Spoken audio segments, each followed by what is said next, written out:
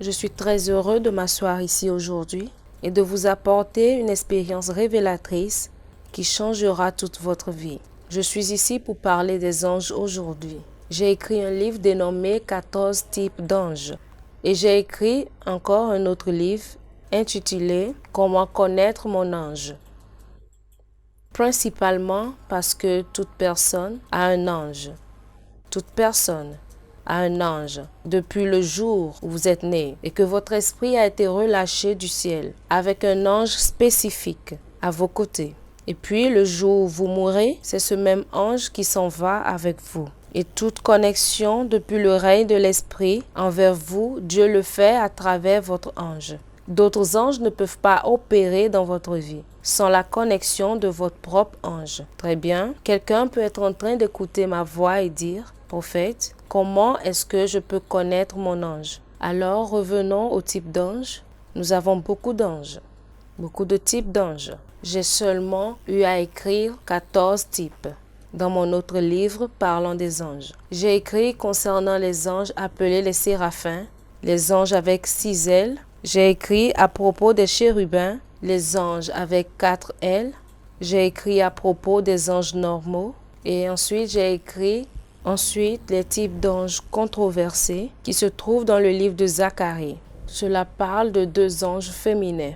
Beaucoup de personnes savent qu'il existe seulement des anges masculins. Ils ne savent rien à propos des anges féminins. Mais dans le livre de Zacharie, chapitre 5, verset 9, cela nous parle de 2 anges féminins. Et le plus souvent, nous voyons des différents types d'anges dans la Bible. Mais nous ne sommes pas exposés à ce que nous appelons les anges féminins. Alors j'aimerais demander à quelqu'un qui m'écoute maintenant que si il y a un ange qui s'appelle l'ange Michel et qui est un ange masculin, est-ce que cela veut dire que tous les anges doivent être masculins? Est-ce que tous les anges peuvent être masculins? Alors, s'il y a le masculin, il doit avoir le féminin. Parce que lorsque Dieu a créé toutes les choses dans ce monde et dans le monde à venir, Dieu utilisait et Dieu continue d'utiliser la loi du physique qui dit que les choses ne peuvent s'équilibrer que si elles s'opposent. Alors, il y a les ténèbres et il y a la lumière. Il y a l'eau et il y a le sol. Il y a le mâle et il y a la femelle. Cela amène un équilibre. Cependant, j'ai aussi écrit concernant les types d'anges qui sont des anges féminins. Et concernant les anges féminins, j'ai écrit ce que nous appelons les voyantes célestes. C'est un type d'ange. Alors, à part ce type d'ange, j'ai écrit par rapport aux veilleuses. Il y a des anges qui sont appelés les veilleuses. Ce sont des anges très puissants. Ils sont appelés les veilleuses. Alors, j'ai écrit aussi concernant les anges qu'on appelle les anges de ressemblance. Votre ange vous ressemble exactement. Il fait les choses comme vous. Il a les mêmes manières que vous. Et comme exemple, j'ai donné l'ange de Jésus-Christ avec lequel il a opéré sur cette terre, qui est dans Apocalypse chapitre 1, verset 1. Lorsque je pense que dans le livre d'Apocalypse, chapitre 1, verset 1, c'était Jésus qui rendait ministère à Jean. Mais le verset premier a disqualifié ma pensée. Parce que le verset numéro 1 dit « Révélation de Jésus-Christ que Dieu lui a donnée pour montrer à ses serviteurs les choses qui doivent arriver bientôt. Mais Jésus n'est pas venu. Mais c'est que Jésus a envoyé et a signifié cela par son ange, à son serviteur Jean. Mais lorsque Jean a vu l'ange, l'ange avait une épée qui sortait de sa bouche, des flammes de feu dans les yeux et une longue robe qui touchait aux pieds. Et quelqu'un dira, prophète, mais ça c'est Jésus. Mais lorsque Jean s'est agenouillé pour l'adorer, pensant que c'était le Seigneur Jésus, l'alpha, l'oméga, le commencement et la fin, la Bible a déclaré quelque chose de très important. La Bible dit que l'ange dit « Ne m'adore pas, parce que je suis juste ton compagnon de service. » Jean était confus. Il pensait que c'était Jésus, mais l'ange ressemblait textuellement à Jésus. Je vous donnerai un autre exemple. Dans le livre des Actes, lorsque Pierre était en prison, les gens savaient que personne ne pouvait sortir de la prison à minuit. Personne ne pouvait être relâché à cette heure de minuit. Alors nous prions et nous savons que Pierre sera relâché demain à tout moment où Dieu répondra. Mais maintenant, vous devez comprendre ceci. Prions pour que Pierre ait une percée. La Bible dit que pendant qu'il priait, le Seigneur parla et a relâché un ange. L'ange a relâché Pierre de la prison. Mais lorsque Pierre est allé à la maison, lorsque les gens priaient, la Bible est claire maintenant, que lorsqu'il a cogné à la porte et que la femme a ouvert la porte et a vu Pierre, elle a refermé la porte et elle a dit à tout le monde, « S'il vous plaît, attendez, arrêtez de prier. L'ange de Pierre est ici. » Et Pierre a ouvert la porte et a dit, « Ce n'est pas mon ange, c'est moi-même. » Parce qu'elle savait que Pierre et son ange se ressemblent. Vous ressemblez exactement à votre ange. C'est pour cela, lorsque vous dormez parfois et vous dites, « Prophète, je t'ai vu dans mon rêve », alors c'est mon ange, l'ange avec lequel je travaille, qui me ressemble exactement, qui vous rend ministère dans le règne de l'Esprit. Alors nous avons des anges de ressemblance et nous avons des anges qui s'appellent le trône, ceux qui vous donnent l'accès au trône de Dieu. On voit cela dans le livre de Daniel. Et nous avons des anges appelés les principautés. Rappelez-vous, lorsque nous parlons de principautés, nous avons numéro 1, les démons, ce que nous appelons les démons sur la terre. La Bible dit dans Éphésiens chapitre 6, à partir du verset 12, que nous ne combattons pas contre la chair et le sang, mais contre les principautés, contre les princes de ce monde de ténèbres. Ce qui veut dire que ces principautés n'ont pas été créées par le diable. Ils ont été volés par le diable. C'est pour cela que Colossiens parle de ces mêmes anges qui sont appelés des principautés, parce qu'il y a des types d'anges qui sont appelés des principautés et les anges déchus qui sont aussi des principautés. Maintenant, il y a des anges qui sont appelés les maîtres de la lumière. Les mêmes anges qui ont été volés par l'ennemi sont devenus les maîtres des ténèbres. Alors, est-ce que vous suivez maintenant? Alors, nous avons expliqué en détail les types d'anges. Alors, aujourd'hui, je voudrais parler de comment quelqu'un peut commencer à communiquer avec son ange. Quelqu'un peut dire, j'ai vu mon ange dans un rêve. Comment puis-je savoir que cet ange est le mien? Comment est-ce que je peux communiquer? Numéro 1, les anges communiquent par télépathie. Ils n'ouvrent pas leur bouche pour vous parler. Alors, le premier exercice de communication avec des anges, c'est lorsque vous êtes capable. C'est lorsque vous êtes capable de méditer et aiguiser vos compétences de méditation. Parce que la méditation vous donne la communication par télépathie. J'ai également écrit un livre. Je ne suis pas ici pour faire la publicité des livres, mais cela vous aidera aussi. J'ai écrit un livre sur comment méditer et un autre livre qui est intitulé « Le secret de la prospérité ». Dans ces deux livres, j'ai parlé de comment méditer, des aptitudes qui peuvent vous aider à méditer. Maintenant, vous aiguisez votre esprit. Vous aiguisez votre esprit. Après avoir aiguisé votre esprit, qu'est-ce qui se produit? Numéro 2, vous avez besoin d'apprendre et grandir dans ce que nous appelons la langue des anges. Laissez-moi aller en détail à propos de cela, lorsque nous parlons de la langue des anges. 1 Corinthiens chapitre 13 dit, « Quand je parlerai les langues des hommes ». Alors nous avons la langue des hommes, anglais, chinois, la langue africaine, l'espagnol, le zoulou, le russe, le français, tous les genres de langues que nous avons dans le règne des hommes. Mais après cela, nous avons également la langue des anges. Les anges ne communiquent pas avec vous avec la langue des hommes. Ils utilisent leur propre langue. Alors, vous devez développer votre langue des hommes en langue des anges.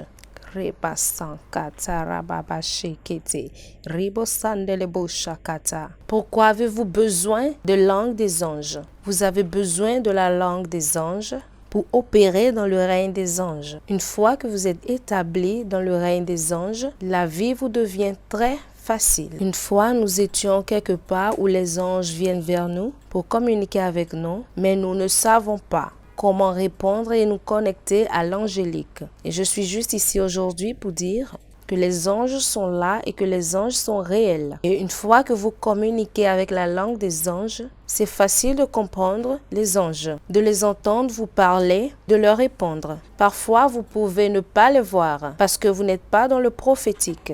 J'ai écrit un livre sur le voyant. Et dans ce livre du voyant, j'ai dit que le voyant est la tête et le prophète est la bouche et les oreilles. La Bible dit « Je fermerai la bouche du prophète et je couvrirai la tête du voyant ». Le voyant, ce sont les yeux. Le nez, c'est la bouche, ce sont les oreilles. Il peut entendre sans voir. Il peut voir sans entendre. Il peut sentir la présence des anges dans la chambre sans les voir ni les entendre. D'accord? Il peut opérer dans ces dimensions. C'est ça le voyant. Alors, ce dont je parle, c'est le règne dans lequel certains remarquent la présence de leurs anges à travers l'odorat, parce qu'ils ont leur propre manière de sentir. Et certains les entendent parler, mais ils n'ont pas vu les anges. Certains voient uniquement, mais ils n'ont pas encore entendu venant des anges. Mais vous avez besoin de vous développer dans le règne de l'esprit. Numéro 1, la méditation. Numéro 2, apprendre la langue des anges. Numéro 3, vous devez développer votre visuel. Prophète Passion, de quoi parles-tu? Dieu n'est pas triangulaire, mais si vous avez l'imagination d'un Dieu triangulaire, ce genre de Dieu vous apparaîtra. Dieu utilise ce qui est dans votre imagination, un autre pour communiquer avec vous. C'est pour cela, plusieurs d'entre vous, à chaque fois que vous venez à un endroit où vous voulez voir Dieu, vous voyez un homme très âgé avec des barbes très blanches, avec une grande robe. Je suis ton Dieu. Parce que lorsque vous étiez enfant, grandissant, on vous a montré une image, on vous a montré des vidéos avec un homme qui a des barbes bien longues. Et c'est Dieu le Père. Un homme avec des favoris qui descendent comme des barbes. Et lorsque vous regardez cette personne, vous dites que c'est Jésus. Alors, si Jésus doit apparaître dans votre songe, il viendra de cette manière-là, simplement à cause de quelque chose. C'est ce qui est dans votre imagination. Alors, si vous n'avez pas imaginé un ange de type lion, vous n'en verrez pas un. Si vous n'avez jamais imaginé un ange de type aigle, vous n'en verrez pas. Il y a des types d'anges. Il y a des anges avec des faces de lion. Ézéchiel chapitre 1, verset 10, qui parle d'un ange avec le visage d'un lion. Un ange avec le visage d'un aigle. Un ange avec le visage d'un homme et un ange avec le visage d'un bœuf. Pourquoi ils ont de différents visages? Parce que cela détermine leur fonctionnalité. Et Dieu utilise le visage d'un lion parce que c'est la seule imagination que vous avez dans votre esprit pour que Dieu vous amène à ce niveau. Il a affaibli la vision pour que cela vienne au niveau de votre compréhension afin que vous compreniez ce que vous voyez. J'irai encore plus en détail. Lorsque Dieu voudrait vous parler, il ne peut pas aller au-delà de votre imagination. Alors, plusieurs personnes sont au dehors et ils ne comprennent pas que lorsque Dieu commence à faire quelque chose d'important, Dieu est dans votre imagination. Parce que c'est dans votre imagination que vous commencez à voir les anges. Que ce soit grand ou que ce soit petit, ou que ce soit de votre taille, selon le niveau d'imagination que vous avez. Alors, je suis en train de parler maintenant à quelqu'un là-dehors qui dit « Je voudrais développer ma vision. Je voudrais aussi voir les anges. » Le dernier niveau pour voir les anges, c'est le 4e niveau. C'est très simple. Trouvez un homme qui voit déjà les anges pour qu'il prie pour vous. Parce que vous ne pouvez jamais permettre à un pasteur qui n'a jamais vu un ange de prier pour vous pour que vous voyez un ange. Il faut quelqu'un qui est à l'intérieur de la maison pour ouvrir le portail ou la porte à quelqu'un qui est en dehors de la maison pour qu'il y entre. Alors, trouvez un homme qui voit déjà les anges. Trouvez un homme qui comprend déjà les choses à propos des anges. Numéro 1, semez une semence dans sa vie. Que ce soit par le service, que ce soit en lui donnant de l'argent ou les dons, les talents, ou bien soyez simplement une bénédiction à cette personne. Pourquoi avez-vous besoin de faire ça? Vous voulez prendre, mais la question est-ce que vous vous êtes connecté? Connectez-vous avec votre semence pour collecter ce qui est dans la vie de cet homme de Dieu. Laissez-moi aller encore en profondeur aujourd'hui. Un homme appelé Géasi était capable de servir un homme appelé Élisée. Parce qu'il servait dans la maison d'Élisée, parce qu'il sert dans la maison d'Élisée, il vient, il ouvre la porte, il se met à crier.